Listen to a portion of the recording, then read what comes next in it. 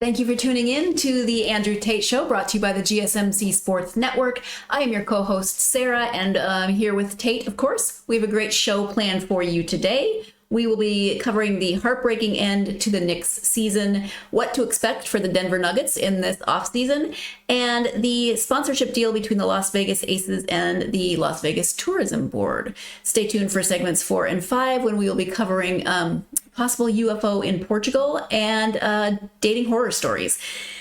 As we get started, I would like to say, as always, to have you please like, follow, and subscribe on whatever platform you are listening or watching this podcast on. Also, we do get a number of questions and comments from viewers that come in during the show. So if you would like your question or comment to be read on air, if you'd like to ensure that, please go to our tips and donations link at gsmcpodcast.net. You see that next to me, and that will ensure that we see your comment when you type it in.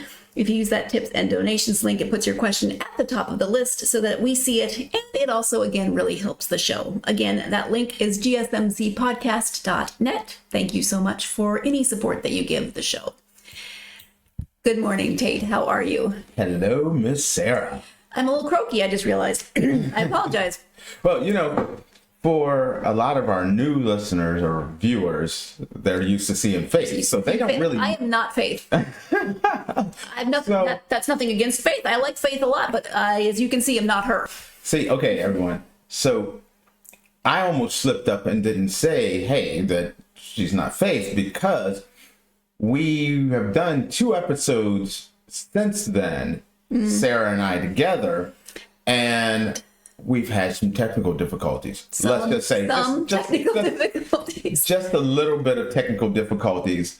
So even though this is kind of the first time you guys get to see Sarah and I have done a couple of shows already, just running into all the fun difficulties of the world of technology. And we have hosted shows together in the past. Yes, we've done audio shows together, but this is our first venture into doing video shows together, hence the technical difficulties. Yeah, so I used to host the GSMC MMA podcast and women's MMA podcast.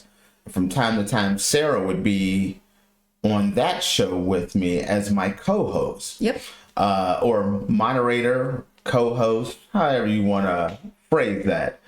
So today we have Sarah back, and it's going to be an interesting show. What do you have for us, Miss Sarah? So let's jump right into our first segment, and that is the New York Knicks. The New York Knicks 2023-24 NBA season came to, unfortunately, a heartbreaking end with a decisive Game 7 loss to the Indiana Pacers, concluding their playoff run in the Eastern Conference semifinals. Despite the disappointment, the season showcased significant progress and promise for the future of the franchise. In Game 7, the Knicks were hampered by injuries, including a critical one to star point guard Jalen Brunson, who left the game with a fractured hand in the third quarter.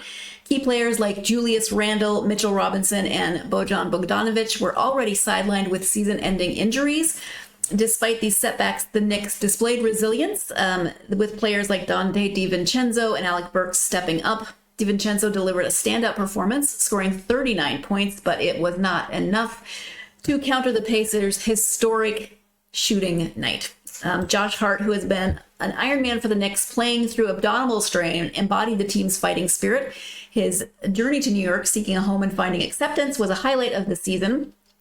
Hart, along with late season acquisition OG Anunoby, played pivotal roles in transforming the Knicks into contenders. Anunoby's return in Game 7 was brief due to a hamstring injury, highlighting the team's injury struggles. Head coach Tom Thibodeau acknowledged the season's challenges and the team's efforts, emphasizing the foundation they've built.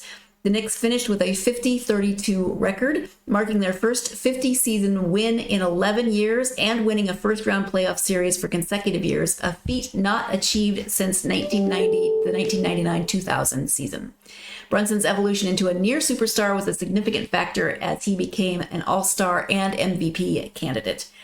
The Knicks now face a critical offseason with key decisions looming, particularly regarding the contracts of Anunoby and center Isaiah Hartenstein. Hartenstein, both crucial to the team's success. The Knicks hold 2 first-round picks in the upcoming draft, providing opportunities to strengthen their roster. Despite the bitter end, the future appears bright for the Knicks. The team's depth, forged through adversity, and the core of hard-nosed, competitive players set a promising path forward. Maintaining health and making strategic offseason moves could position the Knicks as serious contenders in the Eastern Conference in the coming years. So, Tate, what do you think were some of those key factors that led to the Knicks Game 7 heartbreaking loss? Okay, first and can we just acknowledge poor Nelson, our GSMC basketball host, who I thought was going to just cry yesterday. Okay, first I fill everyone in. We do our GSMC production meetings every day. And one of our hosts is the GSMC basketball host, which is Nelson. You should check that show out. Great show, great host. Absolutely. But he is a hardcore, I'm not going to necessarily say Knicks fan. He's a hardcore New York fan. That's what I'm going to call him. So, yeah, he was absolutely heartbroken. Now, when I look at this, I'm not a traditional New York apologist or really a New York fan, if I'm being honest. But watching this and seeing how the Knicks lost in Madison Square Garden, how they got beat down at Indiana, man, I actually felt bad for them. And then you start thinking about it and you just look at it as a Knicks fan or a Knicks organization. Do you not look at this and say, what if? If we were healthy, if we had all of our players at full strength, the Knicks would have to feel like we're better than Indiana. We could have beaten Indiana. We could have moved on. We could have contended with the Celtics. This is kind of that year that's like, this is what New York Knicks fans have been, hoping for decades. A real shot at not only making the finals, but a real shot at even winning the championship. I didn't think they could beat the Celtics, but a lot of Knicks fans thought they could. A healthy New York Knicks team, I do think they go past Indiana. And it would be very interesting seeing all those guys, Randle and all those guys healthy, contending against the Celtics. Do you think, though, that is any season like that, though? Just a series of what ifs, leading up to the final conclusion, or no? You got to understand, though, the Knicks have been cursed. I feel like the Knicks have been cursed. The Cleveland Browns have been cursed. There's certain teams that, just kind of feel like they've been cursed. And the Knicks have been they've been so close. The Patrick Ewing era where they thought this was going to be the year. There's been so many times where the Knicks have had that shot and have fallen short. And now you look around and you're like, man, what if? If Mitchell Robinson was around, Bogdanovich was around, Julius Randle was around. That's the situation that you start looking at this team and you start wondering. And when you start wondering, you start looking at an organization, a couple of questions kind of come to mind. Number one is they know what the playoffs look like with Robinson and Bogdanovich and Randle not being there. And it looks good. Do they say, hey, we have, especially with Randle. Randle is do we package some of these guys up and maybe upgrade our team by trading off Randle, maybe to add another piece to this organization? Do you package all three of them up for maybe a difference-making player? Or do they say, look at where we're at, and if these guys are healthy, we can contend for the championship? I personally think when you look at it, I would be looking to upgrade this team, because you're not going to get a situation where, you look at the 76ers and catching the 76ers absolutely beat down, not healthy. Looking at the Milwaukee Bucks, health issues and not being around. Another year with them playing together, being healthy. Does the Knicks actually make it further? When you look at Miami, maybe upgrading as well. Staying pat for the Knicks, I think, is an incredibly bad decision. I think they need to, this was their opportunity. I admit that. This was definitely their opportunity to make a run. And unfortunately, they were not able to do that. But this was their opportunity. It didn't work out. But now you cannot stand pat. You know, the 76ers are just too tough of a team to think they're just going to, stand pat. I don't see Brooklyn or the 76ers or Miami all stand pat. So I think the key piece is upgrading by moving Randle. Randle's a piece that I think a lot of teams would really like. And I think you could get something back that could really change this organization. So that would be my take, looking at it and what's that next move. So I mean, what are your overall thoughts then? You're thinking don't stay pat, figure out some things. I just Potential don't think for next season. I mean, do you think they can see? Here's the thing. I think if they stayed healthy, I thought they could contend this year.